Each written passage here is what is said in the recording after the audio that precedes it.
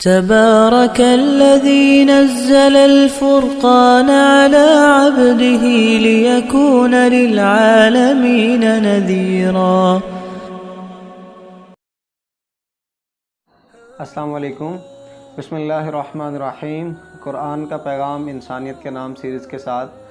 آج ہم ایک نئی نشست کے ساتھ حاضر ہیں۔ قرآن کی ایک نسبت جو ہے رمضان المبارک کے ساتھ وہ بڑی قریبی ہے۔ قرآن کی نسبت سے اس مہینے کو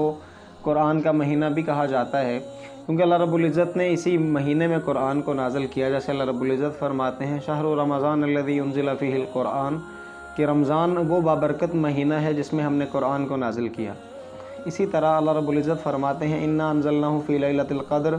لیلۃ القدر وہ مبارک رات ہے جس میں ہم نے اس مبارک کتاب کو نازل کیا۔ اب قرآن کا اور رمضان کا بڑا قربت کا رشتہ ہے۔ نبی صلی اللہ علیہ وسلم کے بارے میں آتا ہے کہ آپ صلی اللہ علیہ وسلم اپنے تمام معمولات کو چھوڑ کر رمضان المبارک میں کثرت سے قرآن پاک کی تلاوت فرماتے۔ ہمیں بھی اپنے معمول کو اسی طرح سے سیٹ کرنا چاہیے، ہم قرآن مجید کو زیادہ سے زیادہ وقت دیں، کیونکہ یہ کتاب ایسی کتاب ہے جس کو اللہ رب العزت نے نہ صرف متقیوں کے لیے ہدایت بنایا بلکہ ھدی للناس، یہ عام لوگوں کے لیے بھی ہدایت کا باعث ہے۔ تو ہم اس قرآن کی نسبت کو لے کر کہ اللہ رب العزت ہمیں اس کی سمجھ عطا فرمائے تاکہ عمل کرنا آسان ہو، اسی نسبت سے ہم نے ایک سیریز شروع کی۔ اسی کے سلسلے کو آگے بڑھاتے ہوئے آج ہم انشاءاللہ سورۃ النصر کو آپ کے سامنے پیش کرنے کی کوشش کریں گے۔ تو اس قرآن مجید کی تلاوت کا ایک تو معمول بنائیں، رمضان المبارک کے اندر کم از کم ہم ایک دفعہ قرآن مجید کو لازمی مکمل کریں۔ جو طلبہ حضرات ہیں ان کو اپنے معمولات میں جس طرح مختلف سبجیکٹس کو، مختلف مضامین کو اپنے شیڈول میں سیٹ کرتے ہیں، ایک مضمون کی جگہ پہ قرآن کو بھی سیٹ کریں تاکہ اس کو روزانہ کی بنیاد پر تلاوت کے لیے اس کے لیے وقت نکالا جائے، اور کم از کم روزانہ ایک پارے کی تلاوت کی جائے تاکہ ایک مہینے کے اندر ہم کم از کم ایک قرآن پاک تو ضرور مکمل کر سکیں، اور اس نسبت کو آگے برقرار رکھنے کی کوشش کریں تاکہ پورے سال میں یہ معمول برقرار رہے۔ اللہ رب العزت ہم سب کو عمل کی توفیق عطا فرمائے۔ سورۃ النصر کی طرف چلتے ہیں۔ سورۃ النصر کا کچھ پس منظر یوں ہے کہ اللہ رب العزت نے اس سورہ مبارکہ میں آپ صلی اللہ علیہ وسلم کے لیے خصوصی مدد اور نصرت کی خوشخبری سنائی ہے، اور ساتھ میں یہ اشارہ بھی کیا ہے کہ جب آپ پر ہماری مدد اور نصرت آ جائے اور لوگ دین میں جوک در جوک یا فوج در فوج یا اکٹھے ایک گروہ کی شکل میں، گروہ در گروہ کی شکل میں دین میں داخل ہونا شروع ہو جائیں، تو آپ صلی اللہ علیہ وسلم کے لیے اللہ نے کیا حکم دیا کہ آپ اپنے رب کی تسبیح بیان کرنا شروع کریں اور اپنے رب سے استغفار کریں۔ اب اس صورت کے بارے میں مختلف آراء پیش کی ہیں مفسرین نے۔ ہم سب سے پہلے صورت کو پڑھ لیتے ہیں، پھر انشاءاللہ اس کا ترجمہ اور کچھ تھوڑی سی وضاحت کی کوشش کریں گے۔ اعوذ باللہ من الشیطان الرجیم، بسم اللہ الرحمن الرحیم۔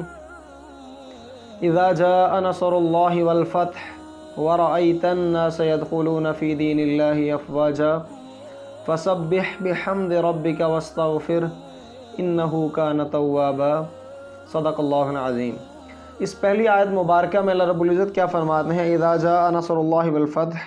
کہ جب آ جائے اللہ کی طرف سے نصرت اور فتح تو آپ کیا کریں؟ وَرَأَيْتَ النَّاسَ يَدْخُلُونَ فِي دِينِ اللَّهِ، اور جب آپ دیکھیں لوگوں کو دین میں داخل ہوتے ہوئے، افواجا، فوج در فوج یا جوک در جوک۔ اب اللہ رب العزت نے اس سورہ مبارکہ میں بنیادی طور پر خوشخبری سنائی ہے۔ اس سورہ مبارک کا عنوان کچھ نہ کچھ سورۃ الم نشرح کی آخری آیات سے بھی ملتا ہے، کہ جیسے اللہ فرماتے ہیں فَإِذَا فَرَغْتَ فَانْصَبْ وَإِلَىٰ رَبِّكَ فَارْغَب، یعنی جب آپ فارغ ہو جائیں تو پھر آپ اپنے آپ کو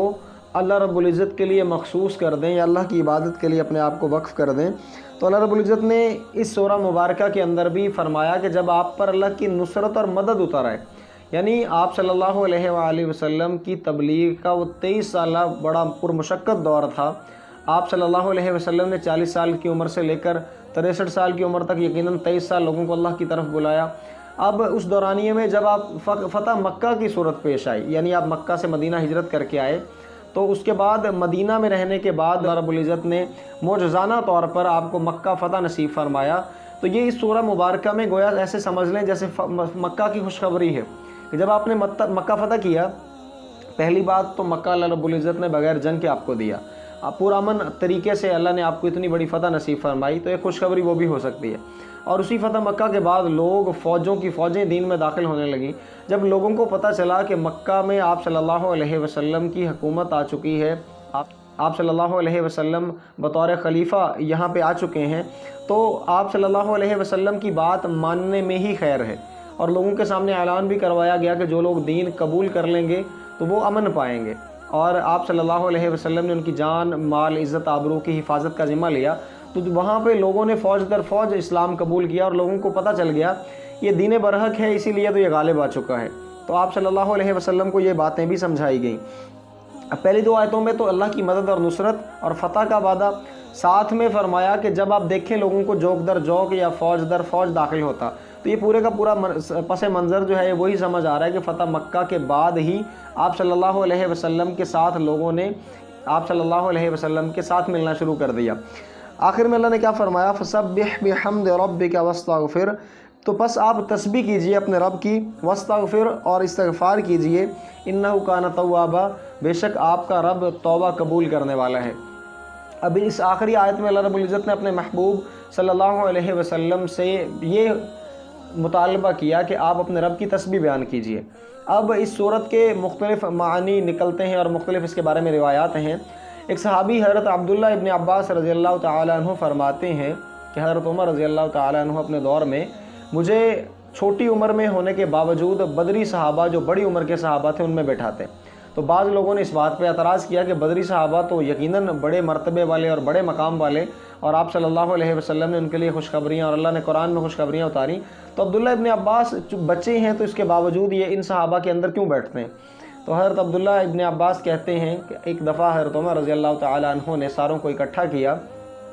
اور سب کے سامنے اس سورہ مبارکہ کو پیش کیا کہ اذا جاء نصر اللہ کی تفسیر کے متعلق تم سب کا کیا خیال ہے کہ اللہ نے اس کو کب اتارا اور اس کا پس منظر کیا ہے یا اس کا مقصد کیا ہے، اس میں اللہ نے کیا بیان کیا؟ مختلف صحابہ نے مختلف آراء پیش کی کہ اس میں اللہ کی مدد، نصرت کا وعدہ ہے، اور ساتھ میں استغفار کی تنبیہ، ترغیب اور تلقین کی گئی ہے۔ آپ رضی اللہ تعالیٰ عنہ نے جب حضرت عبداللہ بن عباس رضی اللہ تعالیٰ عنہ سے خطاب کیا اور فرمایا کہ عبداللہ تم بھی یہی کہتے ہو جو باقی سب نے کہا، حضرت عبداللہ ابن عباس رضی اللہ تعالیٰ عنہ کہتے ہیں کہ میں نے عرض کیا کہ یا امیر المؤمنین، مجھے تو اس سورہ کے متعلق یہ پتہ چلا ہے کہ اس سورت میں اللہ رب العزت نے نبی صلی اللہ علیہ وسلم کے دین کو پھیلنے کی خوشخبری سنائی کہ آپ کا دین غالب آ چکا، آپ کو بادشاہت یا آپ کو اللہ رب العزت نے اس پوری کی پوری سرزمین عرب کا بادشاہ بنا دیا، اور اب فوج در فوج لوگ دین میں داخل ہونے لگے، یعنی دین ہر خاص و عام تک پہنچ چکا، ہر غریب و امیر اس میں داخل ہونے لگا۔ اللہ رب العزت نے آخری آیت میں آپ صلی اللہ علیہ وسلم کے وصال کی خبر دی ہے۔ کیا مطلب؟ کہ آپ صلی اللہ علیہ وسلم کی عمر کے آخری حصے میں یہ سورہ نازل ہوئی کہ اب آپ کا مشن، جس کام کے لیے آپ نے پوری زندگی لگا دی، وہ مکمل ہونے کو ہے، تو آپ صلی اللہ علیہ وسلم اب اپنے رب کی تسبیح کیجئے اور استغفار کیجئے، کیونکہ اب آپ کا وقت قریب آ چکا ہے۔ حضرت عمر رضی اللہ تعالیٰ عنہ نے فرمایا کہ بالکل مجھے بھی یہی تفسیر اس کی معلوم ہے۔ تو آپ رضی اللہ تعالیٰ عنہ نے باقی صحابہ کے سامنے عبداللہ ابن عباس کو بدری صحابہ میں بٹھانے کی وجہ اس سورہ مبارکہ کی صحیح تفسیر پوچھ کر ثابت کیا کہ حضرت عبداللہ بن عباس کو میں غیر معمولی اہمیت اسی لیے دیتا ہوں کہ یہ قرآن کو تم سب میں زیادہ سمجھنے والے ہیں۔ تو اس سورہ مبارکہ کے اندر آپ صلی اللہ علیہ وسلم کی وصال کی خبر بھی ہے۔ بعض مفسرین یہ بھی کہتے ہیں یا بعض علماء سے سنا کہ اس سورہ مبارکہ کے اترنے پر جب آپ صلی اللہ علیہ وسلم نے ممبر پر چڑھ کر اس سورہ مبارکہ کو سنایا صحابہ کو، تو صحابہ میں خوشی کی لہر دوڑی کہ اللہ کی مدد، نصرت آ گئی اور لوگ فوج در فوج دین میں داخل ہوئے، تو سارے خوشی سے مسکرا رہے، جھوم رہے۔ لیکن حضرت ابو بکر صدیق رضی اللہ تعالیٰ عنہ رونے لگے، تو کسی نے آگے پوچھا کہ اے ابو بکر آپ کیوں رو رہے ہیں، یہ تو خوشی کا موقع ہے۔ حضرت ابو بکر صدیق رضی اللہ تعالیٰ عنہ نے ارشاد فرمایا کہ سورہ مبارکہ کے اندر اللہ رب العزت نے اس بات کو مکمل کیا کہ اب یہ دین مکمل ہو چکا، رسول اللہ صلی اللہ علیہ وسلم کی محنت کا پھل ملنے والا ہے، لہذا آپ صلی اللہ علیہ وسلم اب ہم میں نہیں رہیں گے۔ تو کسی نے اللہ کے نبی کو بتایا تو آپ صلی اللہ علیہ وسلم نے فرمایا کہ ابو بکر اس صورت کو صحیح سمجھا۔ گویا سورت کے اندر آپ صلی اللہ علیہ وسلم کی وصال کی خبر بھی ہے، لیکن ایک بہت بڑا سبق بھی ہے کہ جب مسلسل محنت کے بعد اللہ رب العزت کو کامیابی نصیب فرمائے تو اس کامیابی کا پورا کریڈٹ، اس کامیابی کا دار و مدار محض اللہ رب العزت کی ذات پر ہوتا ہے۔ تو اس لیے حق بنتا ہے کہ اس ذات کی تسبیح بیان کی جائے اور اس کے سامنے استغفار کیا جائے اور جھکا جائے۔ کیا مطلب کہ حدیث پاک میں آتا ہے جس عمل کے آخر میں استغفار کی کثرت ہو، اللہ اس کو اپنی بارگاہ میں قبول کرتے ہیں اور اس پر قبولیت کی مہر لگا دیتے ہیں۔ تو آپ صلی اللہ علیہ وسلم نے دین کے لیے جو قربانیاں دیں، جو بے پناہ محنتیں کیں، دن رات آنسو بہائے، دن رات مشقتیں جھیلیں، تو ان سب کا ثمرہ پھل یہ تھا کہ آپ صلی اللہ علیہ وسلم کے دین کو اللہ نے غالب کر دیا اور آپ کو یہ نصرت کی خوشخبری سنائی۔ اور آپ صلی اللہ علیہ وسلم کے بارے میں ہم سب کا یہ اجتماعی عقیدہ ہے کہ آپ صلی اللہ علیہ وسلم کا خطا کرنا تو دور کی بات، آپ صلی اللہ علیہ وسلم کے بارے میں خطا کا خیال کرنا بھی کفر ہے۔ تو آپ صلی اللہ علیہ وسلم تو معصوم عن الخطا تھے، بلکہ اللہ نے جیسے فرمایا ان هو الا وحی یوحی، ہم جب تک وحی نہیں اتارتے میرا محبوب تو کچھ بولتا ہی نہیں، یعنی آپ صلی اللہ علیہ وسلم کا ہر عمل اللہ کی مرضی کے تابع تھا۔ آپ سے کسی ایسی غلطی کا صادر ہونا کیسے ممکن ہے؟ لیکن اس کے باوجود اللہ رب العزت نے کتنی خوبصورت ترتیب بنائی کہ نبی آپ کو ہم نے مدد بھیجی، نصرت بھیجی، آپ کا دین غالب آیا، لوگ فوج در فوج دین میں آنے لگے۔ اس کے بعد آپ کے ذمہ کیا ہے کہ آپ اپنے رب کی تسبیح بیان کیجئے اور رب کے سامنے استغفار کیجئے، حالانکہ آپ معصوم عن الخطا ہیں، اس کے باوجود آپ استغفار کریں۔ اور فرمایا انہ کان توابا، بے شک آپ کا رب توبہ قبول کرنے والا ہے۔ ہم اپنے گریبانوں میں جھانکیں، ہم دن رات کتنی خطائیں کرتے ہیں، ہمیں خود حساب کتاب نہیں کہ ہم دن رات کی اس 24 گھنٹے کے معمول میں بے شمار غلطیاں، بے شمار گناہوں کے مرتکب ہوتے ہیں، لیکن اس کے باوجود ہم استغفار کتنی کرتے ہیں۔ رسول اللہ صلی اللہ علیہ وسلم کے بارے میں آتا ہے کہ آپ صلی اللہ علیہ وسلم اتنی کثرت سے استغفار کرتے کہ ایک محفل میں آپ 70 مرتبہ استغفار کر جاتے۔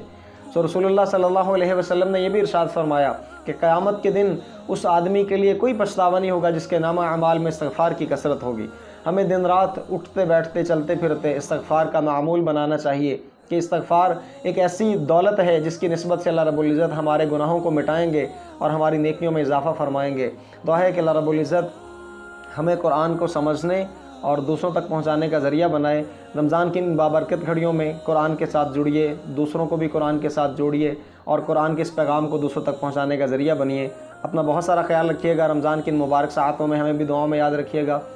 آئندہ ملیں گے انشاءاللہ ایک نئی صورت کے ساتھ، تب تک کے لیے السلام علیکم۔